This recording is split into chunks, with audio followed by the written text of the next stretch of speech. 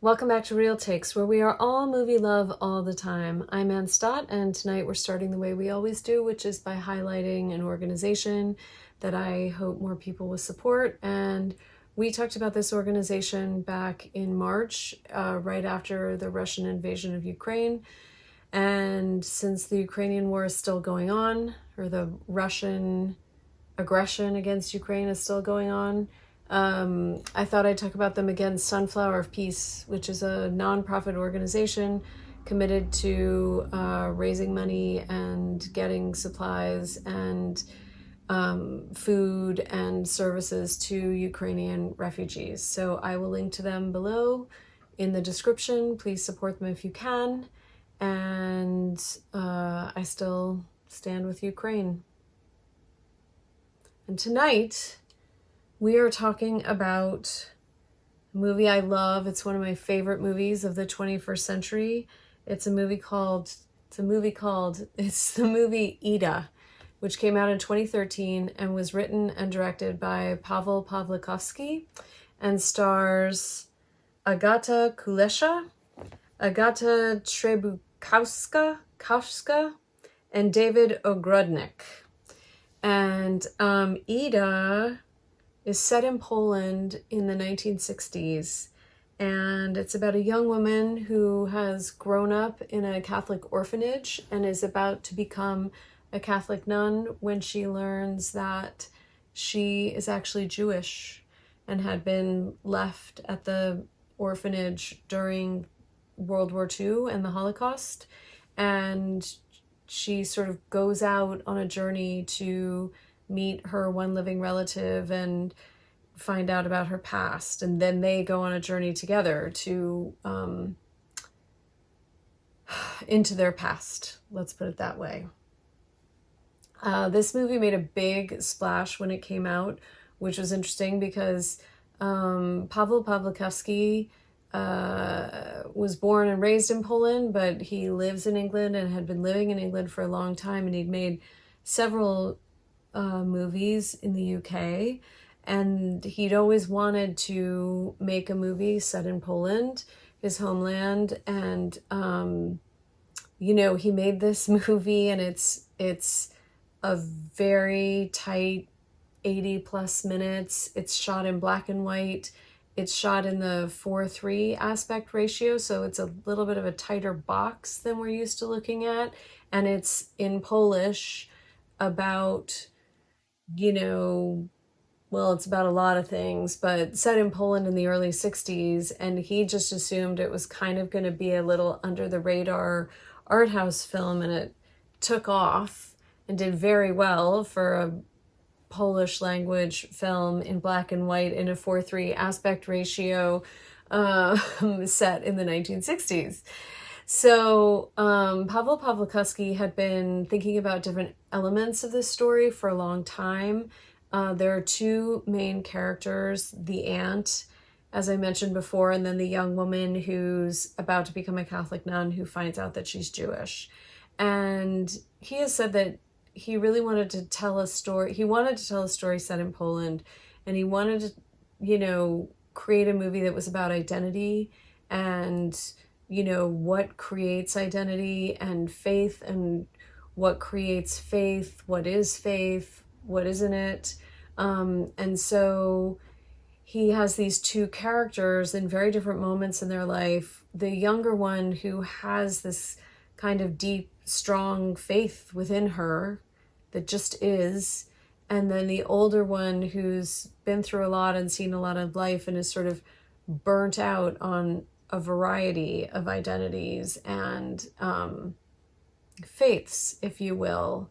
So the aunt's character was loosely based on someone that Pawel Pawlikowski knew in Britain when he was in college. He met this Polish woman who was very sweet to him and would have him over for dinner when he had no money and tell him stories about Poland. And he just thought she was warm and loving and wonderful. And 10 years later, he'd lost touch with her.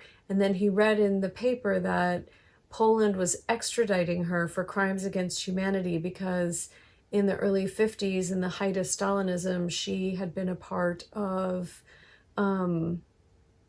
prosecuting anyone who wasn't faithful to the Stalinist socialist regime of Poland at the time. And he kind of couldn't believe that she had this other side to her that he'd never picked up on or noticed. And so he'd always had her as a character in his mind, but, you know, her story alone hadn't kind of ever gelled. And when he got this idea of putting the two characters together, that's when the script really started to work. And he, you know, the story is about these political issues, but it's not in any way a history film. It doesn't explain the history of Poland. It's not trying to tie up loose ends. It's really a character study within the context of these political questions about Judaism and the Holocaust and Stalinism and identities and, you know, how those histories impact character, which I think is what makes the film so powerful, because it doesn't try to teach us anything about history. It tries to teach us about, if it's trying to teach us about anything, it's trying to teach us about character.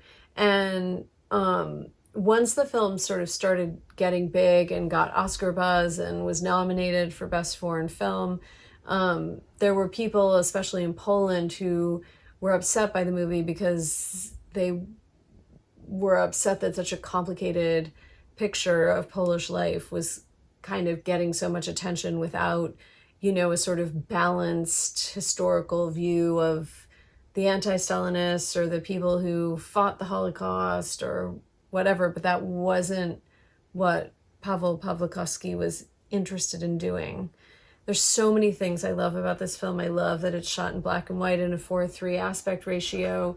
And I love, when I learn more about it, I just love it more. You know, in one Q&A at a festival, someone said to him, you know, it's such a precisely made film. And he said he loves that it appears that way, because his experience is that making films is like an experience of chaos. And you kind of create chaos and there is chaos, and then you hope that, you know, some order comes out of that. And he also said, you know, you make so many decisions unconsciously, and you just have to hope that the final result will have a sort of more conscious seeming cohesion than you have during the process of making the film. I also love that the cinematography in this film is so beautiful. Not only did they choose the 4:3 aspect ratio, but the framing was very particular. Pawel Pawlikowski had this idea to leave a lot more space above the characters than is typical in most filmmaking, and it really creates a fascinating effect. But not only that, they had a cinematographer, an experienced cinematographer, working on the film, and he got sick very early on in the shooting process, and he called basically every working cinematographer he knew, and they were all working.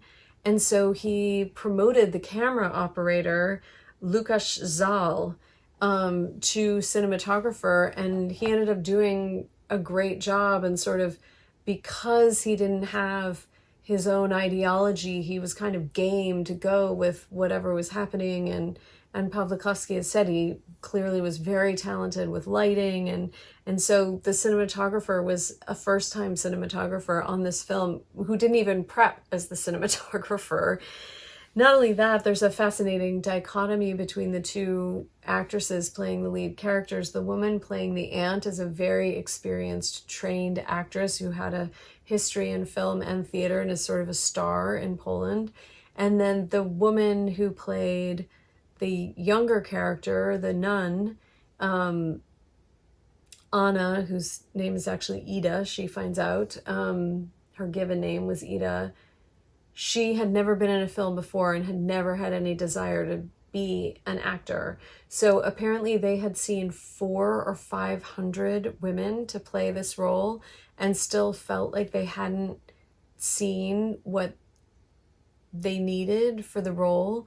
And he said part of what he needed was someone who didn't seem modern or didn't seem who seemed like they stood apart a little from the world, and that our world now is so media saturated, and there's so much kind of well, I'm using my own language now, but self-consciousness about how we appear now. And he felt like he needed, to go back to the 60s in Poland. He needed to wipe all of that away. And someone from his team spotted a woman in a cafe in Warsaw and thought she had the right energy. And she ended up starring in the film as the young nun who finds out that she's Jewish. So there are just all these fascinating idiosyncrasies that went into the creation of the film, which is incredible because the film does have this very precise, conscious feeling about it. Okay, jumping in with one other thing about the cinematography, because I just can't help myself. So one other thing about how it was shot is that the camera is almost always static, which means it's never moving, which is very unusual in cinema today. And the takes are very long by cinematic standards today. And so we have this stationary camera, and action comes in and out of the camera rather than the camera following the action. And Pawlikowski has said that he's just as interested as what's happening off camera as what's happening on camera, which is part of why he chose this 4:3 aspect ratio. That's a smaller box for people to be in and out of. So it's a huge risk as a filmmaker to set up these unusual shots and then hold them. And as the cinematographer said, you don't always know if it's going to work. And if you make the wrong shot choice, you can be in minute 2 of the scene and suddenly the whole thing falls apart. Clearly, they didn't make wrong shot choices because the film's gorgeous. So just one other element that is part of why this film feels so special. Pawel Pawlikowski also says that his favorite way to shoot, and I've never heard a director say this, his favorite way to shoot is to do most of the shoot and then take a 2 or 3 week break where you can really look over everything you have, review it, maybe think about other scenes you might need, and then do like your last 10 days. But they weren't going to have that luxury on this shoot because of money. So they were just going for it. And then fate intervened and it started snowing and snowing and snowing and snowing in Poland, and they literally couldn't shoot.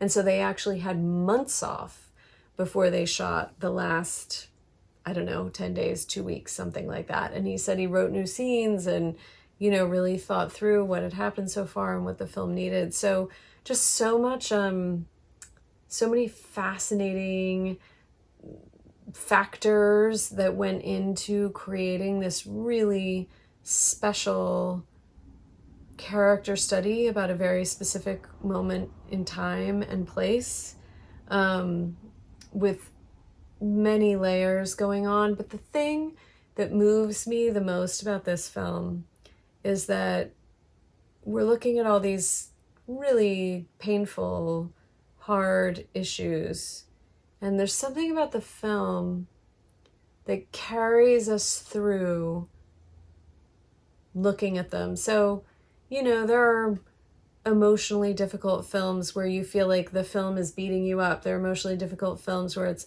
a melodrama and it's sort of forcing you to feel all these things, or it's sucking you into its drama or its conflict. And this film doesn't shy away from the pain and the conflict these characters are in any way, but it holds us while we watch it. That's the only way I know how to describe it. So, really special film, Ida from 2013, written and directed by Pawel Pawlikowski. Highly recommend. If you've seen it, let me know what you think about it. Please hit like for the video and subscribe to my channel so YouTube will tell you when the next videos are coming out, and I will see you next Wednesday. Thanks for watching Real Takes. Hit the subscribe button below so the algorithms will tell you when new episodes are out. And if you want to support Real Takes, please visit my Patreon page where you can join at any tier from $2 to $100 per thing I make. The $15 tier is specifically about supporting Real Takes, and you'll get behind the scenes information and be thanked in future videos. See you next Wednesday.